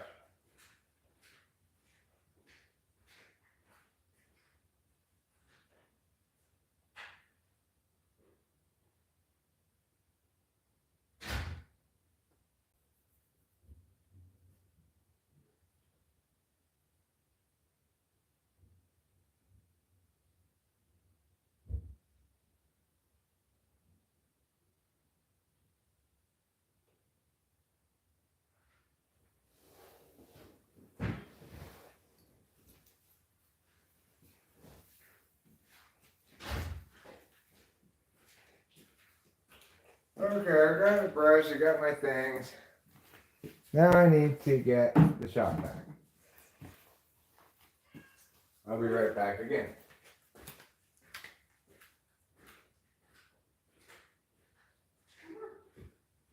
Come, baby. It's raining outside.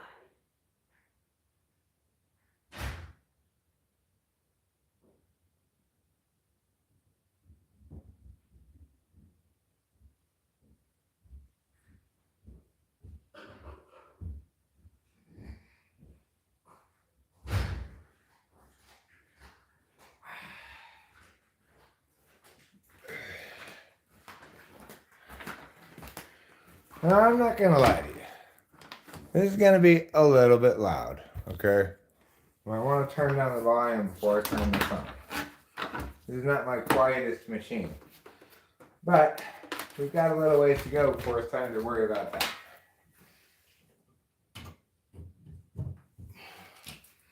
First, I need to scrub this carpet here.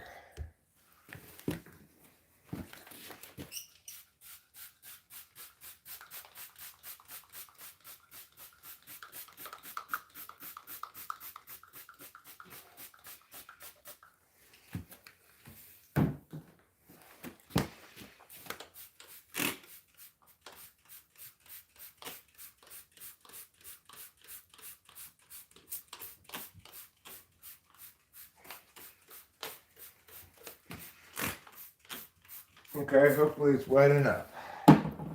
Now,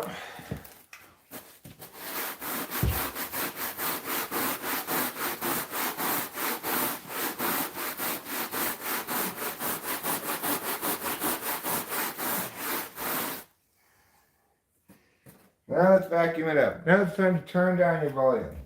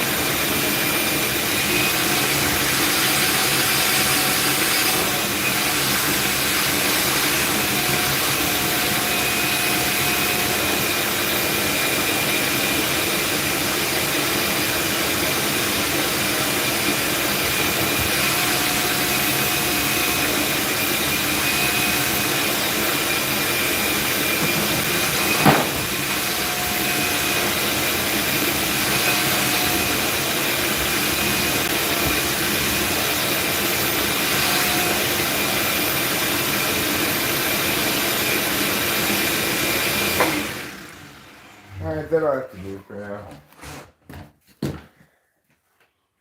now. Well,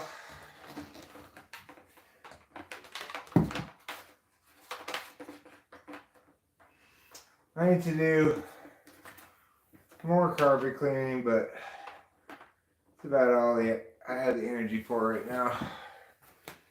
So that'll have to do for the moment. God damn it. Of course I knocked the bottom over.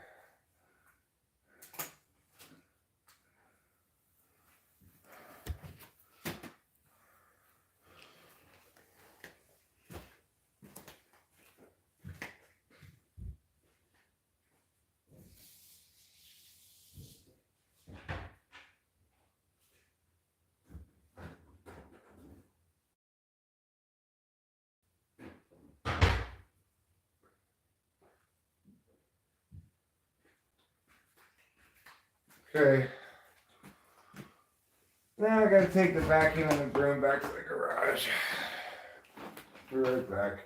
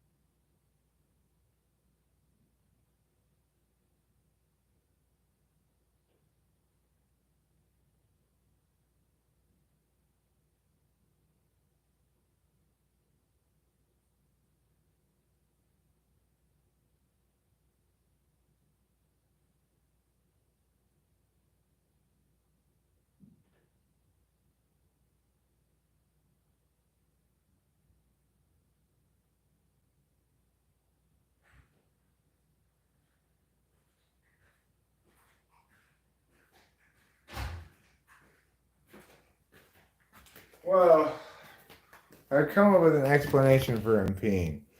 I didn't change the litter box right before we left, and it was pretty full right now. I mean, it was totally full right now. So it must have been reasonably full before we left. It hadn't been a long time since I changed it, but you know, they filled it up pretty quick. If it was raining outside, that explains why trouble peed in the living room.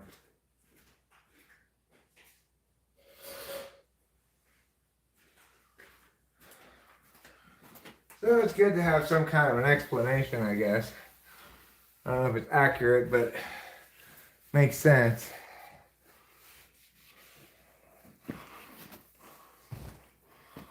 You hear that? What? I have a theory because the litter box was super full. I didn't change it right before we left, like I should have. And maybe that it was full and raining, so we peed inside. Yeah.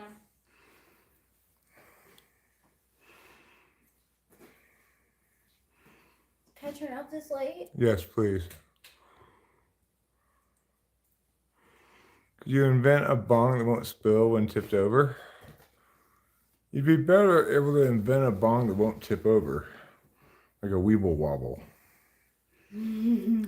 That would be kind of fun to look at. Let me go get the mouse and keyboard. Oops. Don't be alarmed. So, hopefully I got at least a little bit of the pee. Funny, I smelled it when we first walked in. I was like, what's that smell? I didn't identify it as cat pee right away. I didn't notice it. I only noticed the dead mouse smell. Well, that apparent dead mouse smell, I think, is cat pee. So, in this instance. No, I think it's like the same that I've been smelling. I think it's a dead mouse. It's something. I smell, or maybe I don't know. It wasn't. There's no dead mouse in here. I looked under all the chairs. Oh, so then But yeah, it must be cat. I think it's I think by vacuuming the carpet more, I'll smell spots on the carpet and see it. It may be cat pee from who knows when, you know. Mm-hmm. But I've never caught the cats peeing on the No, carpet in me here. neither. So it's hard to understand. But I was smelling over there, that was definitely cat pee. Okay.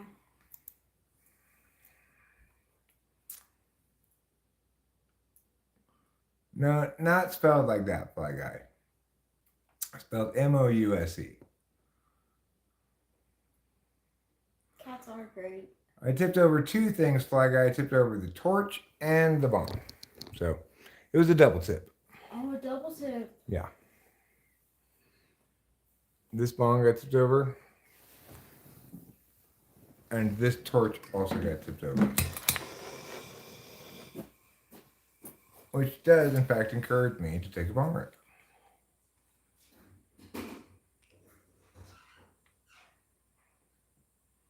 Have I ever peed on the carpet? No. So it did the best it could. Got more of like what's in here. That's cool. That's good. This will be the last bong rip we take from this bong because we got the good bong back.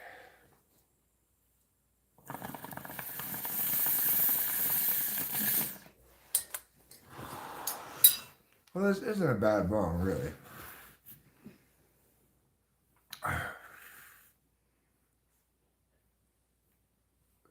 This lady's name is Fire Crotch. Okay, Fly Guy? Her life's ambition is to have people smoke through her crotch.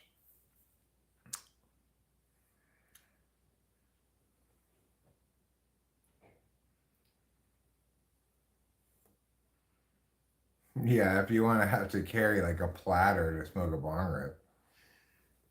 True, if like you install your bong somehow in the center of the table, and instead of bringing the bong to you, you just lean over and hit the bong, then you'd be less likely to tip it over. A leather bong? I'm not sure a leather bong would work, Winston's mom. I mean, it might. It would get pretty stinky pretty fast because even if you just said, okay, I don't need you to hold water for long, just long enough for me to muggity meow, it still soak into the leather. It just smell like bong water constantly.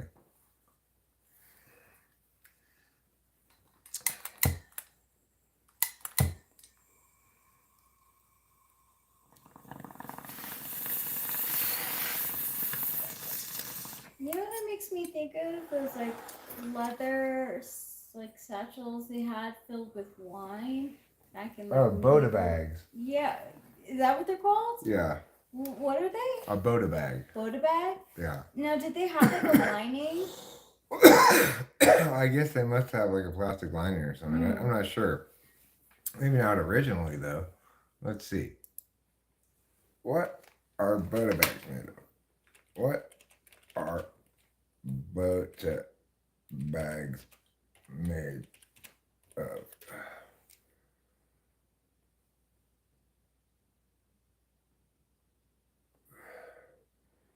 A Boda bag is a traditional Spanish liquid receptacle used mainly as a wineskin. It is often made of leather. When made of goatskin, it is known as a goatskin. It is typically used to carry wine, although any liquid can be filled in it. Why doesn't it leak?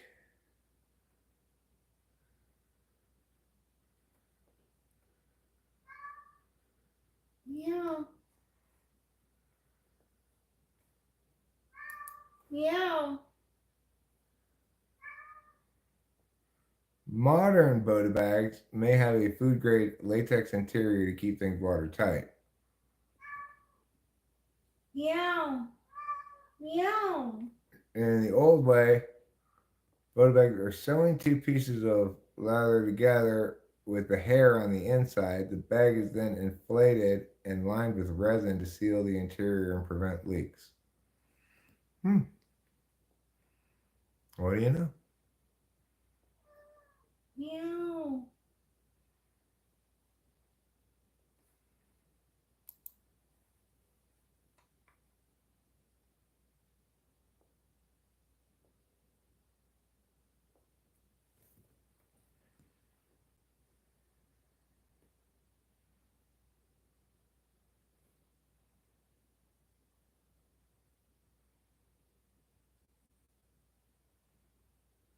I mean, you know how we have a whole house vacuum here? If we could figure out some way to have a whole house bong, that would be great. So, somehow Meow. you just, you pull out a thing, pack a bowl here, and then you just pull out a tube, smoke it, and like it vacuums it through water and then pushes it out to you at just the right amount of speed or whatever. And then somehow deals with the water itself and cleans itself. That'd be fantastic. A whole house bong. That's the bong of tomorrow.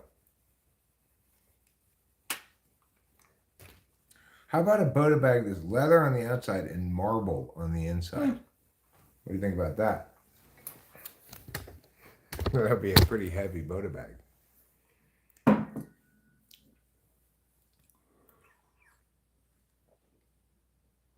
You know what they should make it out of? Ice. If they made a Boda bag out of ice, then it would just keep your drink cool.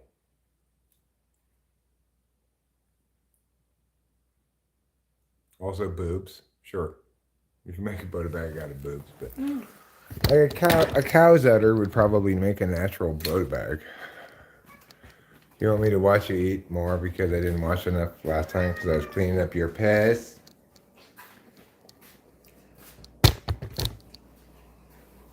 Very well. I will use my eyes and watch you eat.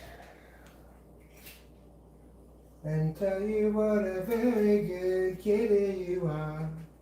The kind of kitty who'd be a kitty star.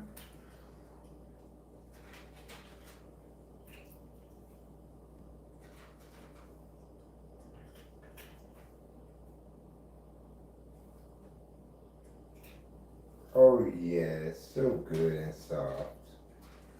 So true and just. So fine and special. You deserve praise and pets for your good eating abilities.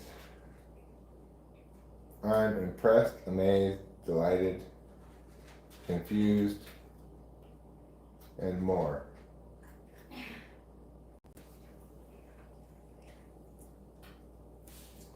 Oh yes. Daddy knows. And Daddy loves. Yes. Oh yes. Daddy no loves and he love knows. Yes. And he love and no knows.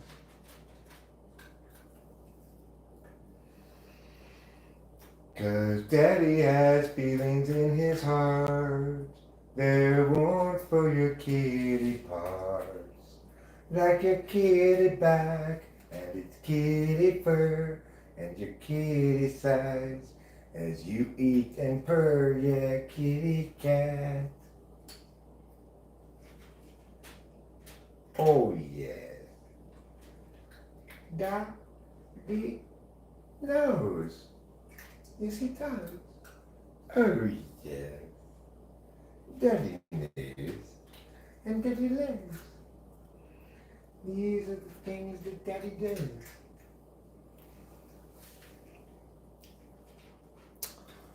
Probably you can count on two things from Daddy: knowledge and love. Oh yes, you want your water back, huh? Very well. Oh yeah. You can have your water. Sure. First I'll plug in the meow, as per meow.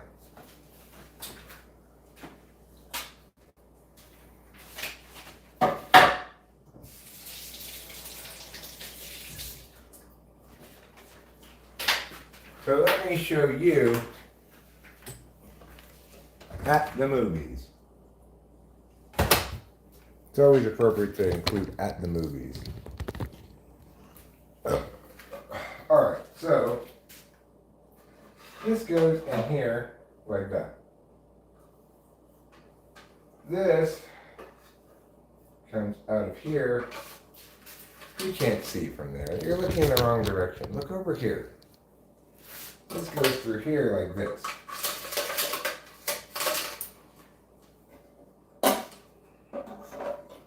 No, I'm incorrect. I don't know why it comes around like that, but it does. And you push that into that thing. Now, you fill it up with water. And you see? Not quite. Oh. Hold on. Did you complain anymore?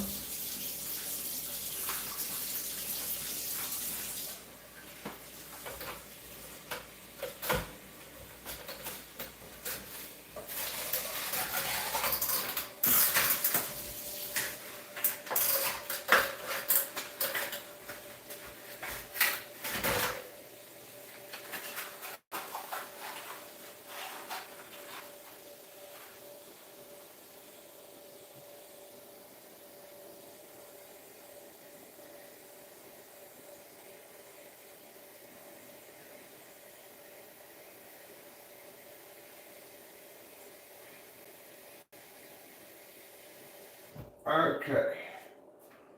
Now that we filled this up, we put it down like now.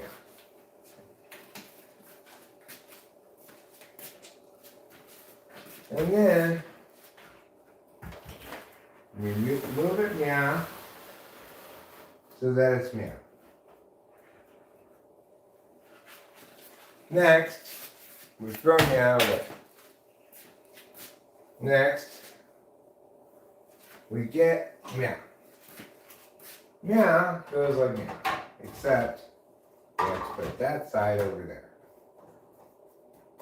Okay. Then we get meow. Meow goes like meow. And lastly, we locate meow. Where is meow?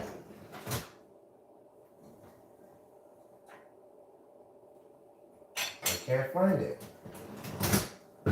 Why not? Where did it go? I remember putting it in here. Where's the flower thing, Rachel? What flower thing? The flower part that goes on top. I didn't see it.